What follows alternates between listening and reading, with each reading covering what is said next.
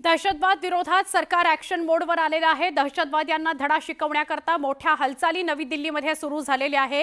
राजधानी दिल्लीमध्ये साऊथ ब्लॉकमध्ये सध्या सुरक्षा यंत्रणांची एक बैठक सुरू आहे। सुरक्षा यंत्रणांचे अधिकारी नेते पंतप्रधान नरेंद्र मोदी कदाचित या बैठकीला उपस्थित आहेत। साऊथ ब्लॉकमध्ये ही बैठक आहे।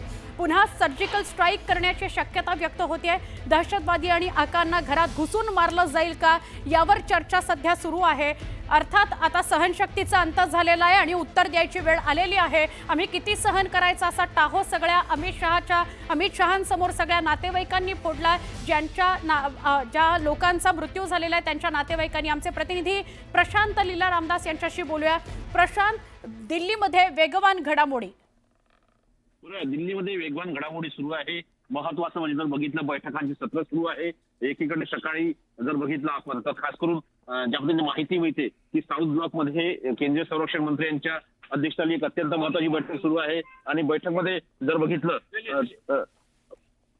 महत्वाचं म्हणजे बघितलं तर त्यामध्ये खास करून जे माहिती मिळते की या बैठकीमध्ये तिन्ही संरक्षण दलाचे प्रमुख देखील उपस्थित आहे।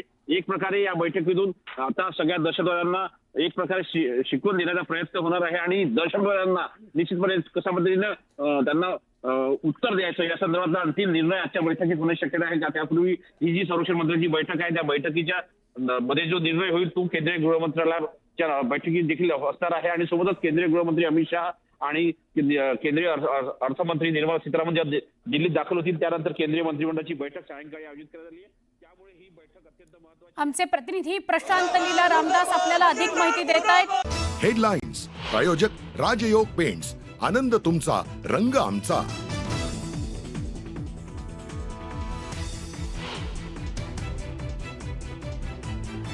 पहलगाममधील संशयित दहशतवाद्यांचं स्केच आलं समोर। स्केचच्या माध्यमातून हल्लेखोर दहशतवाद्यांकडे पोहोचायला भारतीय तपास यंत्रणांना मोठी मदत होणार।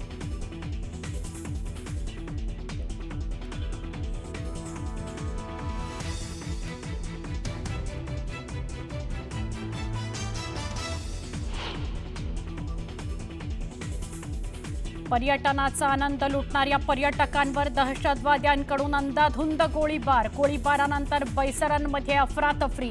पहलगाम हल्ल्याची थरकाप उडवणारी दृश्य।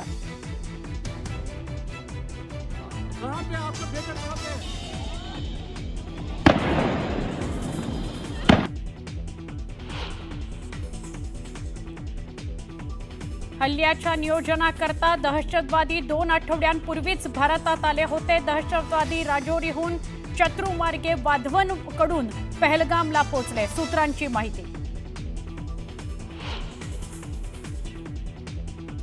केंद्रीय गृहमंत्री अमित शहांकडून पहलगाममधील घटनास्थळ बैसरण इथली पाहणी। हल्ल्याच्या घटनास्थळी अमित शहांनी घेतला आढावा।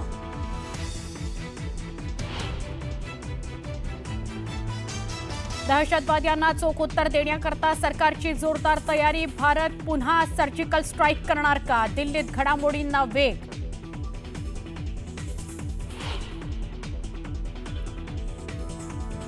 जम्मू काश्मीरमधील उरीमध्ये 2 दहशतवाद्यांचा खात्मा। सुरक्षा दल आणि दहशतवाद्यांमध्ये चकमक। दहशतवाद्यांचा खात्मा करण्यात जवानांना यश। दहशतवादी करत होते उरीपासून घुसखोरी।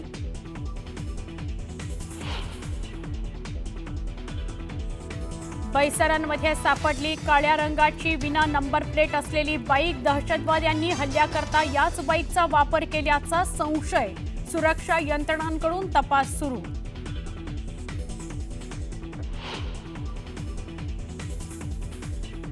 दहशतवादी हल्ल्यानंतर काश्मीरमध्ये राज्यातले शेकडो पर्यटक अडकले। पर्यटकांना सुखरूप महाराष्ट्रात आणण्याचे सरकारकडून प्रयत्न।